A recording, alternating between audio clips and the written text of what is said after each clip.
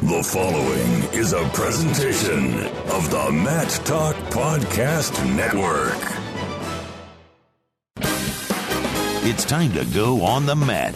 The Cedar Valley's longest-running radio show devoted entirely to wrestling. Brought to you by Rolling Ford and the National Wrestling Hall of Fame Dan Gable Museum on 1650 The Fan.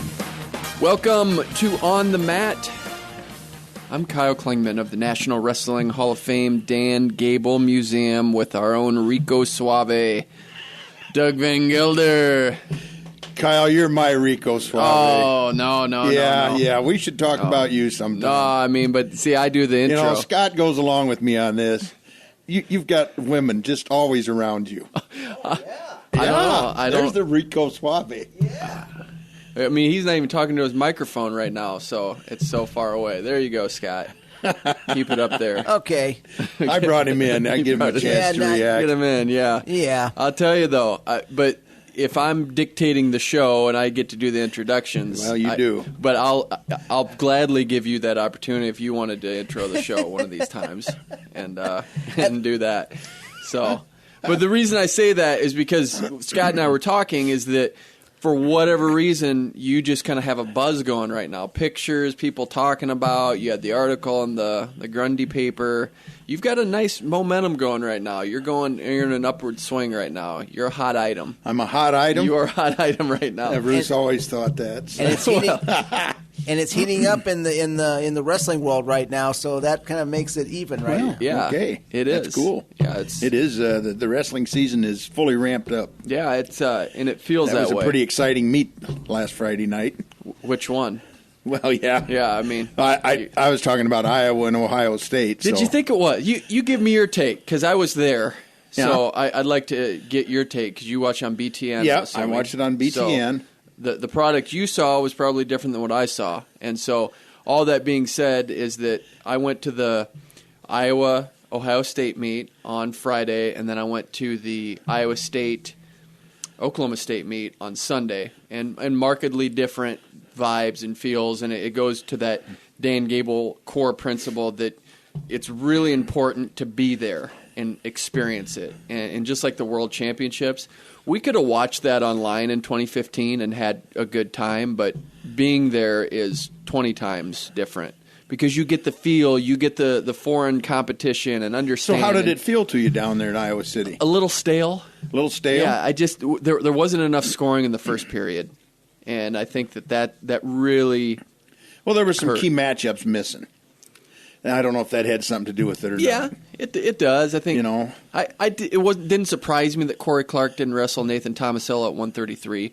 That would have been the marquee matchup. Yeah. But with Clark having that shoulder injury, I think it's a smart move by Iowa to keep him out of that, going against the number one guy. A returning NCAA champion from 2 years ago in Tomasello.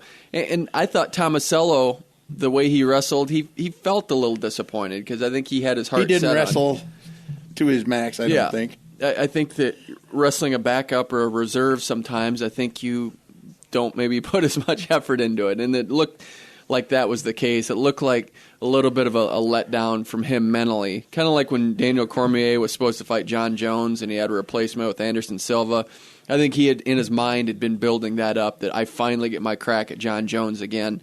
And then he fails the drug test, and then it's just like, oh, no, I've got to. Not this. This is the last thing I wanted. So it felt that way with Nathan Tomasello. And then, of course, it's super heavyweight, missing Kyle Snyder, but I think we knew that Hey, that he was won, coming. though, didn't he? He won the Krasnoyarsk. Yeah. I think that one of 13 people to win that.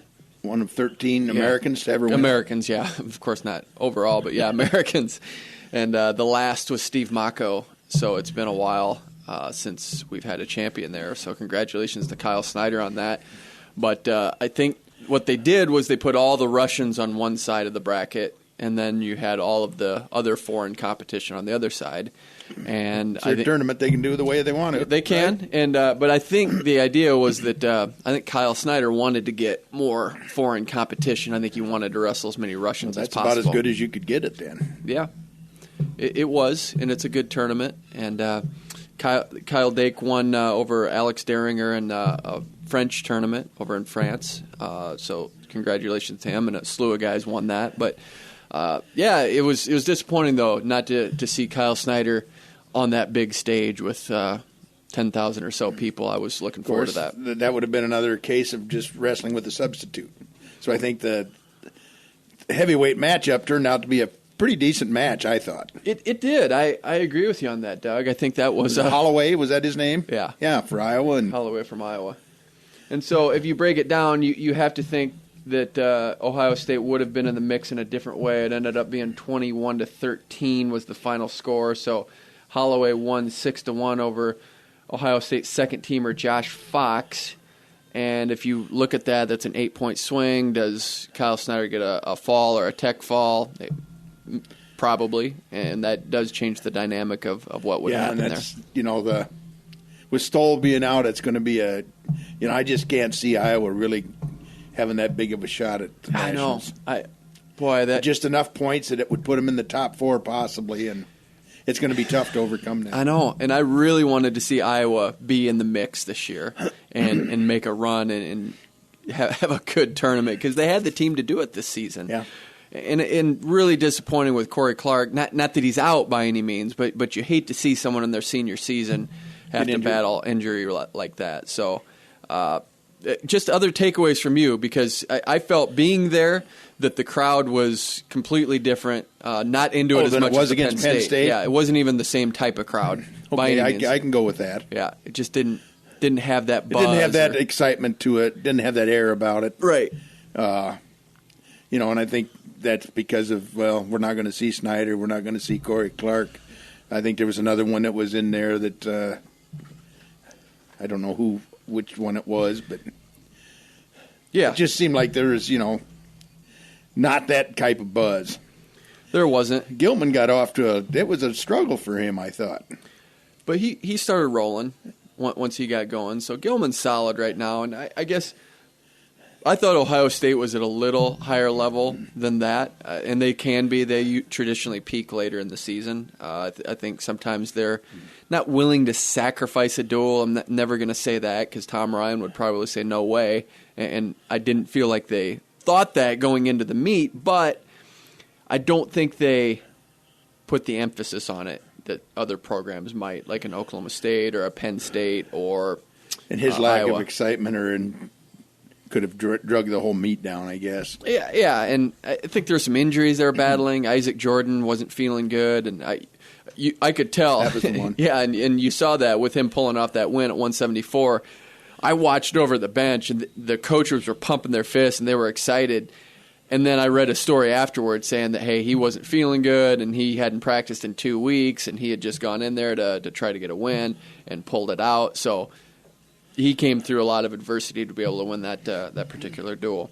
Don't know if you followed the Iowa State meet, 34-3 for Oklahoma State over Iowa State. And it's tough to see because the Iowa State-Oklahoma State meet historically has been one of the marquee matchups in our sport. That used to be the rivalry for a while. And to go into the parking lot back in the 70s and 60s, 70s, even kind of in the 50s a little bit, early time, even into the 80s. That was the big first rivalry. meet that I ever went to, a first collegiate meet. It was Oklahoma State and Iowa State down in Ames. Yeah, at the Armory. I think that was 1966 or 65. Okay, somewhere in there. And what'd you think? I mean, was it? Oh, yeah, it was cool. I mean, I was wrestling at the time, and it was, that's when I first became acquainted with Vic Marcucci. And sure. I just loved his attitude and everything else. So yeah. Well, this was different. I would say, I don't know the final attendance. I'm guessing it's in maybe the 2,000 range, right in that type of attendance. Got there 10 minutes before the start of the dual meet. Parking spot was super easy, got right up, which is disappointing. You want it to be so packed that you have to be late. But face it, Iowa State just can't do that anymore. Well, they got one win. Marcus Harrington beat a reserve at 197, and it was kind of fun to watch that match. Marcus Harrington, of course, being from West Waterloo. You could hear Kevin Jackson near the end of the match saying, don't underhook. And clearly KJ saw something there that he didn't like with him because he kept burying the underhook, and was close to giving up a takedown, but he kept yelling it, and he would sneak it out of there, and that would really helped Harrington pull out that win. But first 5 weights, even though they lost, I felt like Iowa State fought hard. Was he setting him up for a Gadsden? Who? The kid from Oklahoma State. I don't know. Maybe he was. Oh, man, maybe he was. I don't know.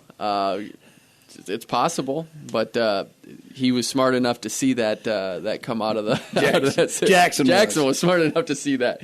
But I got to say, Dean Heil is not an offensive machine at 141, but I would say John Meeks going 8-5 with the returning NCAA champion. I thought Meeks put on a good effort. Meeks being a 4-time state champion from Iowa. Earl Hall, how was he? Not where he should be against Cade Brock. And there were glimpses, though. That's the hard part, because you saw the glimpses There's of no where consistency. Yeah, you saw even in the match where because you want it for the kid, because I like his style and he can be there. He can be right where you need to be. But man, he has his opportunities, and at times I think he hit a blast double leg and took him down. Like, all right, now he's rolling. He can get this, and it kind of fizzled out. Lose interest. Yeah, so. Hopefully they can get Earl Hall to come around and be where he needs to be. But the story of Iowa State right now is someone who's not even wrestling that much, and that's Pat Downey. Where's he at? He's injured right now, but he's calling out all the people in his weight class saying he's going to beat him, and so he's entertainment. I mean, you got to give the guy credit because he has a lot of brass. Yeah, I used to say that too, but it didn't work. Didn't work out. I think he has something like 4 matches on the season, and he's calling out Gabe Dean, saying he's going to beat him. And I mean, it's pretty entertaining. It reminds me of a Chael Sonnen in MMA. He has that personality. It doesn't matter if he wins or loses; he's going to talk smack the entire way. So Iowa State has a real opportunity to win the next 2 dual meets. They have West Virginia and Pitt. It's on the road, so that's big for them to really take those meets and establish something and see what they can do to get into the postseason. See if they get some momentum going towards the end of the year. I mean, right now they're 1-9, and just to see where they can build off of that. Sure. Just see where they can build off that. UNI's doing some good things too. They're building right now, and they have Oklahoma. Undefeated in the MAC, correct? Yes, they are. Yeah, they have a Big 12 competition this Sunday against Oklahoma. They're going to have that at the McLeod Center, Doug, so don't go to the West Gym thinking you're going to see OU there. I'll be sitting up my normal spot. Yeah, you'll be Where sitting is up everybody? there wonder what's happening there. So, They have a youth tournament or something going on. Yeah, exactly. And Battle of the Bergs is tomorrow. So on Thursday you get to watch Battle of the Bergs if you want to. That's up in Minneapolis this year. You going? I'm not going. I'm not going to be able to make that dual meet, make the drive. But it is a great dual meet. It's special for our sport. It's a prime dual meet, and it was fun to break down some of the great moments in Wartburg wrestling history with Jim Miller recently. And it goes back, and you know this, Doug, as well as anyone. Every second matters to win a championship. And so Jim Miller has 10 championships. We were breaking down the 2009 championship, I believe. And it was back and forth between Augsburg. Actually, Augsburg had won both dual meets that year, and Wartburg pulled it out in Cedar Rapids. If Mark Kist doesn't win his consolation match, he was down in the match and he was in the bottom position, got an escape with 9 seconds and a takedown in that period of time to win the match in the consolation. If he doesn't win that match, he doesn't move on. He ends up placing third at that tournament. Wartburg doesn't win the NCAA championship. It's that close. And so when you see these trophies, it's the stories behind the trophies that are really the fun part, because it went back and forth. It was under 10 points. Kist loses. Oh, I know. It's Those out. stories will drive you crazy. I can remember the one, sort of remember the one out in New Jersey, I think it was. The kid from Iowa State didn't make weight. And if he'd have just made weight and wrestled, he'd have had... This was what year? Gosh, 79 or... Really? He's an Iowa State kid, huh? Yeah. Man, I'll have to look That's into when that. I think Iowa ended up winning by a point or point and a half or something. Huh. Yeah, that's... Look into that. But yeah, it's it blows my mind to think about that it's that Frank it's that Santana that close. Yeah, I mean, Gable's first championship was half a point. Throwing in the towel. Throwing in the towel. It's just amazing how you have to look at those little moments. And Mark Kiss coming back on the backside gets third place. He makes all the difference. But he's 9 seconds away from not placing. Yeah.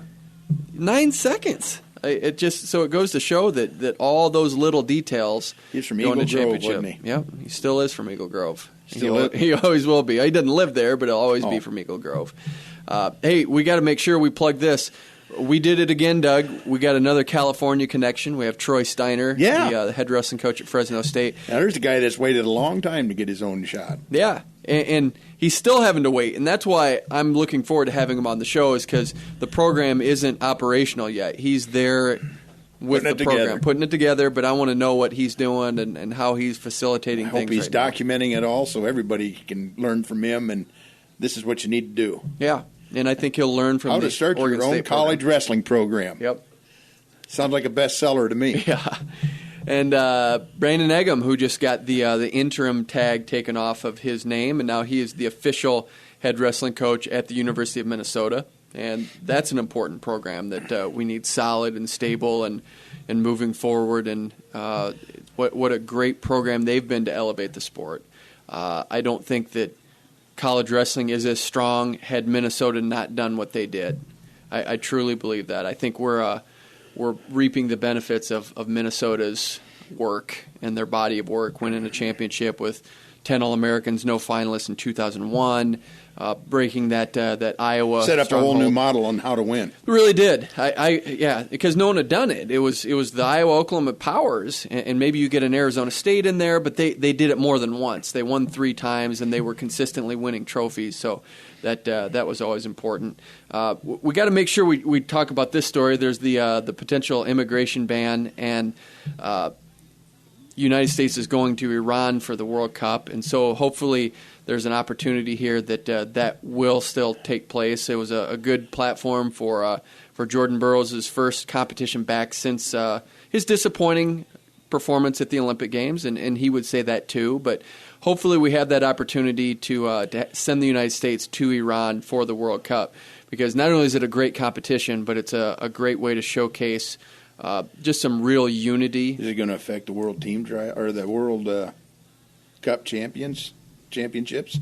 Well, it could. That ban? You talking about next year? Or are you talking about this? I thought it was this year. No, 2018 is the one in Iowa City. So potentially it could at that level, but we'll find out. So hopefully we get a chance to see Jordan Burroughs in his first competition back at the World Cup in Iran, and as of right now, it looks like it's still gonna take place. So happy about that. Hey, we're in for a treat. We have Troy Steiner. Iran isn't the one that's banning people. Just getting them back into this country could be the problem. We got to take a break here. We have Troy Steiner, head wrestling coach at Fresno State, next on the mat. 24 hours a day, 7 days a week. When all you want is sports, all you need is 1650 The Fan. We are back on the mat. 1650 The Fan. I'm Kyle Klingman of the National Wrestling Hall of Fame Dan Gable Museum, along with Doug Van Gelder. Doug, this is special because we want to keep the California connection going. We had Adam Tirapelli. We had last week. I'm trying to think who we even had last week for our show. Stanford. Yeah, Stanford. Jason Borelli we had on the program. We have another connection because it's great because we have Dan Gable connection because he wrestled for Dan Gable at the University of Iowa, was at Oregon State, coached with Jim Zaleski, who was at the University of Iowa. Now he gets his own program in California at Fresno State. He's the head wrestling coach at Fresno State. Troy Steiner, how are you? Doing good. Hey, it's let's go way back. I love history, especially this era of the sport, because the 91-92 team for Iowa, those seasons are special seasons that keep getting brought up. But let's go back to your 92 NCAA championship run. You had 5 matches. 3 of those matches were 15-0 technical falls. Did you feel like the man when you were going through that? Yeah, I knew going into the tournament I had to get out there and really let myself open up, and I knew if I did that, I would, early on, set, kind of set the tone for the tournament for myself. And because I had a guy first round that actually gave me a lot of trouble every time I wrestled him, and I was, a little anxious about it and nervous about it. And I remember the night before, I just said, I gotta open it up and let myself shine here and really set the tone for the tournament. And that's kind of what happened. In the first match, I went out and got on a roll and it ended quickly and kind of just got on a roll. And that was a Northern Iowa guy, right? Hartle, maybe? Yeah, yeah, it was. Yeah. So he gave you fits during the season? Yeah, I mean, they were always good matches. They were like 3-4 point matches, but tough contested matches. And he was an All-American, returning All-American from the year before as well. So I knew it was going to be a match I had to be ready for, and I kind of just got myself in the right mindset. How do you get in that mentality to do that? That's a special skill in wrestling to win 15-0. It says everything about the match. You don't really even need to know much about what happened because you controlled every position. They weren't able to get away, and you were really able to impose your will. When you're going through that, how do you learn that skill, and then how do you teach it? Well, I think as you're going through it, you're trying to you're trying to find a way to get yourself in a mindset to allow yourself to compete and allow yourself just to wrestle and not think about the win and the loss so much. Just get out there and compete and let yourself go like you do every day in the practice room. And it's easier probably said than done to get yourself to really do that, but that's what you're trying to do is not look so much at the win and the loss and just the performance side of it. And then as a coach, you really try to do that as a coach to the athletes is, just focus on the process of what needs to be done. But that being said, it's a tough thing because we are all out there to win, and we're all out there. We're competitive, and we don't want to give points up. We don't want to lose matches, but the only way you're going to do that, to give yourself the best chance, you have to focus on the process and the things you need to do during the course of the match. So you constantly, as a coach, you're trying to just get them to focus on what they need to do and where they need to stay in the matches. Tom Brands, the head wrestling coach at Iowa, said he got good at getting out on bottom because he had you and Troy Steiner in the wrestling room. When you think back to those practice room matches and getting good, what was that dynamic like, having you four together and just going at it every day? Yeah, I think the time being there when we're there, I don't think you realize how special it was, But as you are out now, or when you get into the coaching side of it, and you're trying to put a team together of 10 individuals who are like-minded and want the same result and are going after the same goal, you realize how hard it is to do, And I think at that period of time when we had, the team we had there, we had guys that were really chasing one thing, and they were all pushing. We were all pushing each other in the practice room, and to do that, So I think I appreciate it more every year that goes by. That I've been out of that situation, because you realize how hard it is to accomplish that. We are on the mat with Troy Steiner, head wrestling coach at Fresno State, NCAA champion for the University of Iowa in 1992, four-time All-American. It's part of some great championship teams, most notably the 91 and 92 teams, which are arguably the best in Iowa wrestling history. When you go to Iowa City, you got to be a little bit of a celebrity when you show up on a wrestling meet day, don't you? Well, I don't know. I don't know if they even remember me anymore, but it was definitely a special time in my life, and I will never forget it. And there's definitely some people that, became very close, that I became very close to, and that will always be very special to me. And then a lot of people in that administration, a lot of people, that were part of that program in some way or another. there's definitely, it was a family. There's no doubt about it. You are the head wrestling coach now at Fresno State. What's the phase right now that you are in? Because you do not have any competitions that you have this season, but you're preparing for next season.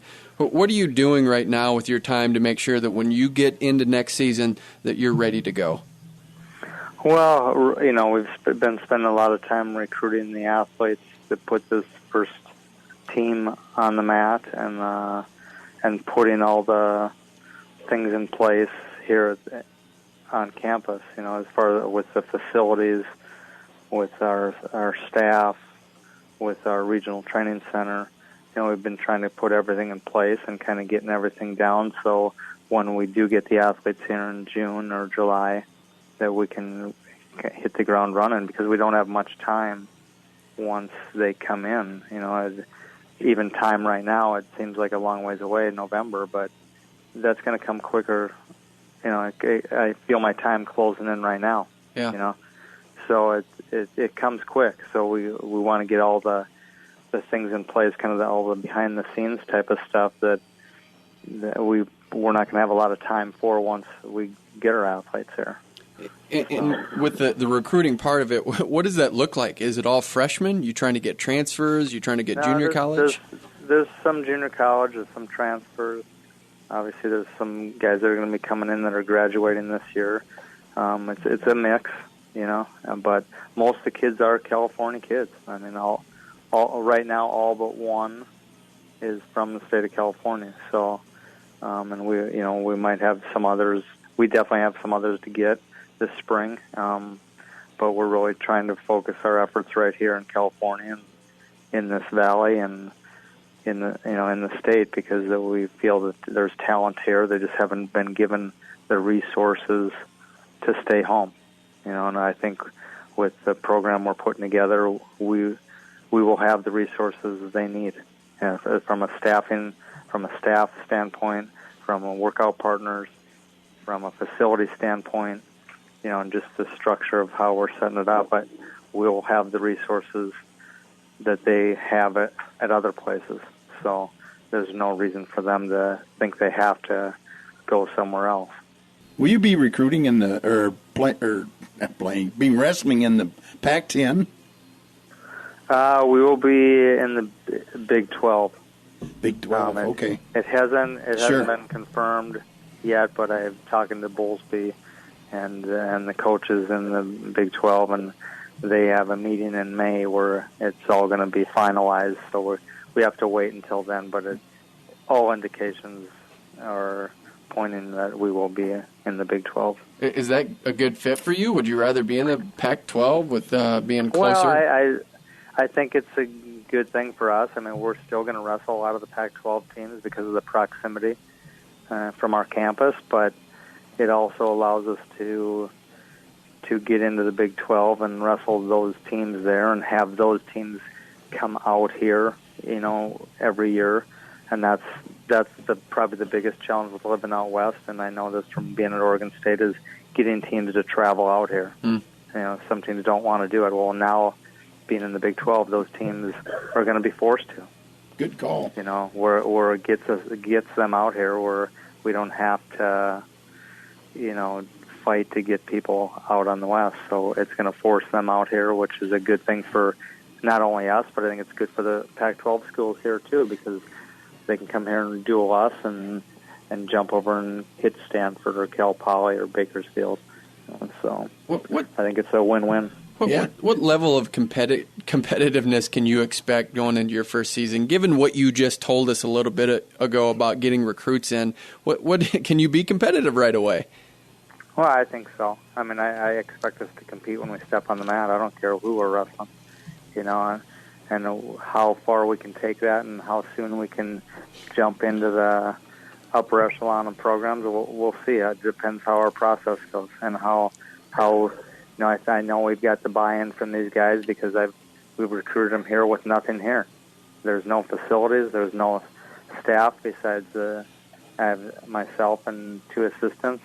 We have no, workout partners that I can sell them on right now, but they've bought into the vision of what we're putting together. So I know we've got the buy-in. So now it's a matter of us, preparing them and getting the time with them to help them develop and get ready to compete. We're on the mat with Troy Steiner, head wrestling coach at Fresno State, and they are not competing this season but getting ready for next season for their first season since you guys have been away for a while. And there's been some great wrestlers that have come through the program. How are they getting invested in Fresno State wrestling? Yeah, it's been great. It's the support here has been good. Obviously, you have former coach Dennis Alito right here in town, and is so anxious to see this team back on the mat that he still is around the program.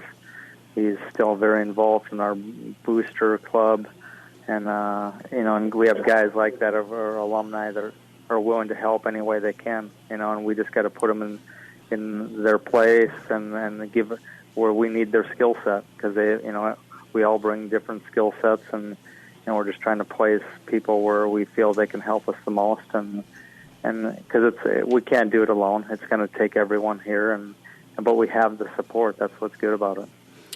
Oregon State had a great endowment plan. Are you able to take that plan and then use it at Fresno State? Yeah, I think we will, down the road once we get everything going here with our, just getting the initial part of this program or stages of this program going. Then we can look to start an endowment. I think we probably will, but right now we want to make sure we get, the facilities we want and we get all the other pieces in place and the funds that we need to get that done. We're putting the money into that first, and once we get that going, then we can look to start the endowment. But people are definitely behind it. They wouldn't be back if they weren't. And we gotta. We've really been trying to get the message out to the people here in the state and in the valley that this is now we need them in their butts in the seats. We need them supporting us by buying season tickets, even if they're not going to come to every match. Still buy the season tickets, because we want to show the administration and show the president here that they did the right thing. What occupies most of your time right now? Are you just mainly recruiting and doing those things? Yeah, that's most of it, and then we have a few guys that have transferred back in that are in school, but they can't be Fresno State athletes. But we have a regional training center that we started, so we can train them through the regional training center. And we've been working with some of these guys. We have a handful of guys that are here, and we want to have as much contact and get them to understand what we expect from a training standpoint, what we expect, our expectations of how we compete and all that. So next year when the younger guys come in, or the rest of the guys come in, they can help lead this thing. So we have, a handful of guys here that are, it's not, I wouldn't say it's ideal, but it's because we were trying to run practices and stuff like that where we don't have all the weights. They don't have a great training situation because we don't have partners at every weight, but we use it for what we can, and just really to let them understand our expectation of what we expect, what we expect. One of the associate athletic directors at Fresno State was an All-American at Northern Iowa, John Krebs. Have you built a relationship with him? Yeah, John's been great. He's the one I report to, and it doesn't always happen where you have a associate AD that has been in the sport and understands the sport and understands what you need. So it's been a huge benefit to have him here because he understands what we're looking to do. He understands the sport, and he can help fight for certain things and help us navigate through the administration and the things we need to do to get the things we feel we need to have to be successful. So it's been great to have him, a part of it, and we'll have him as much as he wants to be a part of it. We'll have him involved. Well, bringing him into the wrestling room to bang with the heavyweights, I think that's a great part, right? He still works out like a madman. Yeah, you got to do that. In the mornings up at the health club, and he's still lifting hard, and he's on the treadmill carrying a 45-pound plate while he's walking on the treadmill, and he's still going at it. Yeah, I love hearing we might that. get another year of eligibility out of him. Yeah, let's do that. And just one thing you got to do, you got to fly Gable out there to do a session in the Fresno State room. Yeah, I'm sure we'll get him out here at some point for sure. I actually haven't talked to Dan since I've gotten into the position, so I'm sure I'll see him this spring and at events if it's NCAAs or at the U.S. Open or the trials. I'm sure I'll run into him at some point, and we'll definitely get him here because he's still the biggest name in the sport. Yep, and a guy that I'm sure you probably couldn't ride yourself, but he probably rode you a few times in practice. Yes, he did. Hey, we've enjoyed having you on the show. All the best. We're going to be tracking how you're doing at Fresno State, but can't wait to get that rolling next season because we need it for our sport. Yeah, I appreciate it. I appreciate your support and reaching out to me, and if I can ever help to do anything else, let me know. All right, that was Troy Steiner, head wrestling coach at Fresno State. Up next, we have the new head wrestling coach. Got the interim tag off, Brandon Eggum, next on the mat. Log on and listen online at 1650thefan.com, the online home of 1650 The Fan. We are back on the mat, 1650 The Fan. I am Kyle Klingman of the National Wrestling Hall of Fame Dan Gable Museum, along with Doug Van Gelder. Final guest is now the head wrestling coach at the University of Minnesota. No interim tag anymore. He was a 3-time All-American for the University of Minnesota. He's with us, Brandon Eggum. How are you doing? I'm doing good. Thanks for having me. Hey, let's go way back. We did this with Troy Steiner because I love talking about the athletic part of a career. You had a unique opportunity in 2001 to go to the World Championships. After 9/11, they were supposed to have the World Championships in New York City. They took it to Bulgaria. Cale Sanderson was the regular there. You were able to fill in, and you got a world medal. You got a silver medal during the World Championships in 2001. Take us through what it was like during that time, that post 9/11, that vibe, and what it was like to actually have the World Championships in light of all of that. Yeah, it was kind of as you mentioned, it was a different situation. I was the runner-up. Cale was the guy, and with everything that happened on September 11th, and they moved it over to Bulgaria, gave me an opportunity. I was fortunate, I had great training partners and coaches around me, and just wrestled a really good tournament. So I have a lot of great memories there with the U.S. team, and so it was overall was just a really nice opportunity that I had that I took advantage of. So, what was it like wrestling Cale Sanderson? He was one of your main competitors during that time. Of course, he went 159-0 in college. What was that experience like on the mat going against a guy like that? Well, obviously a great competitor. That was the thing I think that made him special. Very tough, good reach and range with his his body style, and was a little different. Great at scrambling stuff for a guy like me. He was great at ankle picks, and I was stronger in certain positions, and so when you get to an ankle, it's like you're fighting different positions. You don't get to sometimes use your strength and stuff. So it was just an overall good competitor that was always looking to attack and score points. So just one of the better guys I'd wrestled in my lifetime for sure. Did you ever get in a situation you get down and like how did he do that? Did it feel that way, or did you kind of see it coming? I mean, I wrestled him a number of times, so you get it. I had a chance to watch him quite a bit and stuff. So I knew a lot about him and where his strengths were. But no doubt, the harder thing I think when you're competing against a guy like him that I thought about when we're done was just you want to get to your offense, you want to score points, and sometimes the way that he wrestled in his offense and his reach and stuff like that made it real difficult. It felt like you were playing defense majority of the time, and so it was always a battle there to try to get your offense going. So You were at the University of Minnesota when Minnesota was making gains on the University of Iowa and finally broke through after your senior year in 2001. They won the NCAA championship. But when you're going through that, and you know Iowa is the mark, that's the team you have to knock off the throne. Do you feel like you're making progress year to year in achieving that goal? Yeah, well, I think when I came here to the University of Minnesota, that was one of the things that we talked about was everybody on the team believed that and set their goals very high to win a national title. We believed we were the best. We knew, at the University of Minnesota, we hadn't proven that yet.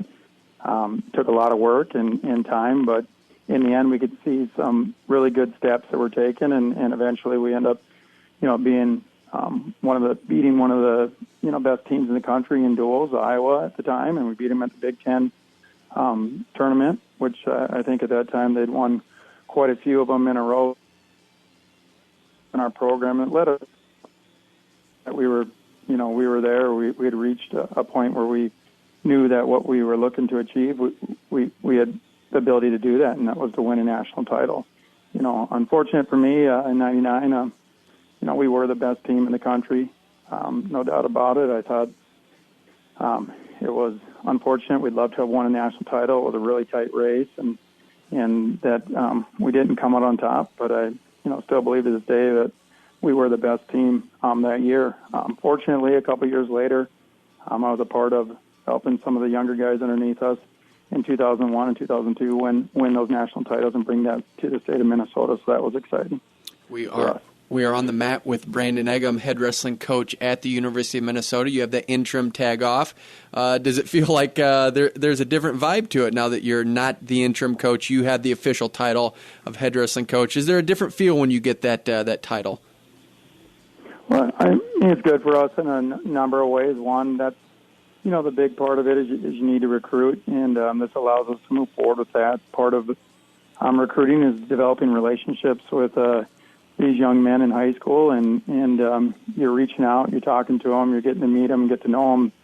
It's important to them. They also want to know that when they decide with the school that they're comfortable with the coaching staff, so that'll help from that sense. So that's kind of the next step for us now is trying to continue to go out there, look for exceptional individuals that want to come and wrestle for the University of Minnesota. And there's so many good reasons, I think, to wrestle here. Number one, if kids want to wrestle and wrestle against the best, I think it's clear the Big Ten Conference just alone is going to push kids to develop themselves as individuals. And the other thing is location. The University of Minnesota gives us a lot of opportunities that I think few universities have the ability to compare with, and that's for careers afterwards. All the opportunities that these kids have because of the metro area is pretty remarkable. Not to mention, I'm excited about our coaching staff. These guys have done an exceptional job both on and off the mat with a lot of success, and so there's a lot of good things going on here. We're just excited to continue to try to build here and get back to where we want to be, and that's contending for a national title here down the road. Well, you had interesting circumstances in how you got the interim tag. Jay Robinson was let go after the Xanax scandal, and then you were put into the interim role. Was that a difficult situation in that time period? Yeah, it was tough. No doubt about it for the whole program. We really just tried to do our best job at that point of just focusing on things that we could control, and that was, keep the guys moving forward, getting better, and going to class, do all those things. There was a lot of news and negativity, and those are things that we really couldn't control from that point forward. But in the end, the guys have done a really good job. We've been proud of them from both on the mat and in the classroom. Some of the games we've made here in this last year have been really positive. So we're proud of where they're at. We've got a lot of work to do. We know that, but we're not afraid to get after it. So just continue to try to get better here each week and make sure we're doing things right. And we've got some exceptional kids that are doing a great job of that. So, do you keep in touch with Jay? Yeah. Jay was obviously he recruited me here, was a coached me all the way through my career, and then I worked underneath him, and so Jay's been a friend of me and will always be a friend of me. So. on the mat with Brandon Eggum, head wrestling coach at the University of Minnesota.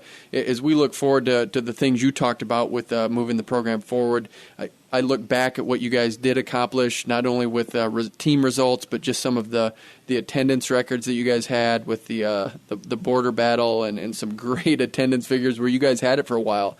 Are you guys going to push toward that again? Are you guys going to try to make that attendance mark part of the program again? Yeah, no doubt that's important. So, I mean, right now we've been really happy with the boosters and the fans and their support. And so we want to continue to grow in that area. I think that's important for the administration to see that, how important the sport of wrestling is here, for us in the state of Minnesota. And so there's definitely a push there. We want to continue to try to market our program and continue to bring more and more fans, fans that maybe haven't followed wrestling. As we all know, it's a great sport, super exciting, but you got to get to outreach to some of these guys that maybe don't have the ability or haven't watched wrestling. We can get them through the doors one time to a great event against, again, Big Ten wrestling. I mean, you can't beat it if you know much about wrestling, but that atmosphere and that environment is so exciting. We just got to get them through the doors. You have the University of Iowa this weekend, and that's always a big dual meet. Right now, when you look at that, do you feel like there's a good crowd in place set up for that dual meet on Sunday? Yeah, I mean, I think it will be a great crowd. I mean, Iowa usually travels really well, especially, in the past when we were some of the top, number one, number two in the country. Those were obviously set the environment to be even better, so it pulled in more crowd, more media, more exposure from that end. But this should be a really good crowd, I think, overall. Hopefully we'll sell out the sports pav and have a really good environment there. Recruiting front, as far as bringing that program back to national prominence, where you guys are contending for national championships, where are you with that? I know that going way back, the recruiting philosophy was to get the best guys and go across the country to be able to get them. Are you guys wanting to reach out and get some of those top tier recruits coming from other states? Yeah, I mean, it's important. Number one, you want to get the best kids from your. I'm in the state of Minnesota, right around here, and having the only Division I program in the state of Minnesota, this is a great opportunity for kids that really want to be the best. We need to keep those kids in state and bring them here, and that's our plan and goal. And then obviously you need to, as you mentioned, go out and get kids from to fill those gaps. You can't just win it with in-house. We got to also make sure we get out there and get some of those guys. And so now with the interim tag off, we're continuing to try to push hard and get those guys. We got some, I think we've had some really good success as far as communication with kids that seem very interested with where our program is and a lot of the steps and gains we've made so far this year. So just try to build on that. And like I said before, this is a great university. I mean, there's so many reasons why kids would want to be here that we just need to continue to go out there and get in front of them and let them see it. One thing that I don't think, I'm not sure if you know or not, but as far as the student-athlete experience here, we have a Athletes Village being built. It's over $200 million facility that's on top of the facilities that we already have here that are great. With that, we have a new wrestling room coming. We got a training table right here in-house. They're doing a lot of career development stuff for individuals to set them up for success afterwards with all opportunities with the businesses in the metro area and new academic services and space. So it's going to be phenomenal for their experience. And so those are going to be really positive things that we're hoping to use to try to make a good push here. I did not know that, but did you know that your athletic director went to Waterloo Columbus in high school? Yeah, I was aware of that. So hopefully, Mark will get a chance to come down and watch the duel here on Sunday. But I was aware of that. So he grew up in a state where wrestling was supported and loved. So that's a plus. Your coaching staff, do you want to make adjustments, not necessarily letting someone go, but do you have any ideas on people you might want to bring in the fold in the future? I think that, staff-wise, I'm really excited about what the guys are doing and where they're at. They're working hard, and they're great great coaches and great wrestlers, so they know what they're talking about. And I think one thing that we're going to continue to build on and that we're doing right now is just trying to continue to build our regional training site. We have some guys competing. Jason Ness just was over in international tournament in Paris where he took second in that tournament. But we got some great support there, so we're going to develop that and grow that here over the next couple of years, which those are really important tools, I think, for young high school wrestlers as they're making a decision. They get an opportunity to compete with some of these guys that have already done phenomenal things at the college level. So that's going to be a big push of ours as well. Right now, we're working through that and trying to get some grow in that area. All right, final question for you. If it came down to it, right now we just said, hey, you've got to throw down and you've got to wrestle Marty Morgan. Who wins that match? I know when I came into college here, Marty gave me a lot of beatings. I don't know if I've recovered from those yet. So I don't want to call out that guy. He was a beast. So no retribution for you. You don't want to get out there and give it a try. I'm 40 years old. I don't know if I'm the same guy I was 25 years ago. And I think the last time me and Marty competed against something, we were laughing. It was we were down in the wrestling room. We played a game of soccer 1-on-1. It was about a 5-minute sprint match, and at the end so that was the most difficult thing we'd ever done. So laughingly, that's the last time we competed. All right. Hey, thanks for coming on the show. Congratulations on being the head wrestling coach at the University of Minnesota. Look forward to seeing you in March. Oh, thanks a lot, Kyle. Appreciate it. All right, that was Brandon Eggum. He is the head wrestling coach at the University of Minnesota. We went back out to California in our second segment with Troy Steiner. And then, of course, we always have the incomparable Doug Van Gelder, always beginning and ending the show. I'm Kyle Klingman. You've been listening to On the Mat.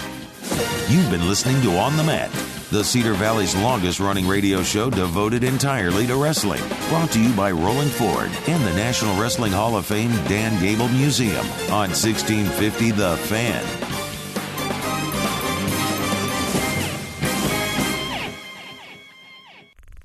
This show is part of the Mat Talk Podcast Network. For more wrestling podcasts, head over to MatTalkOnline.com.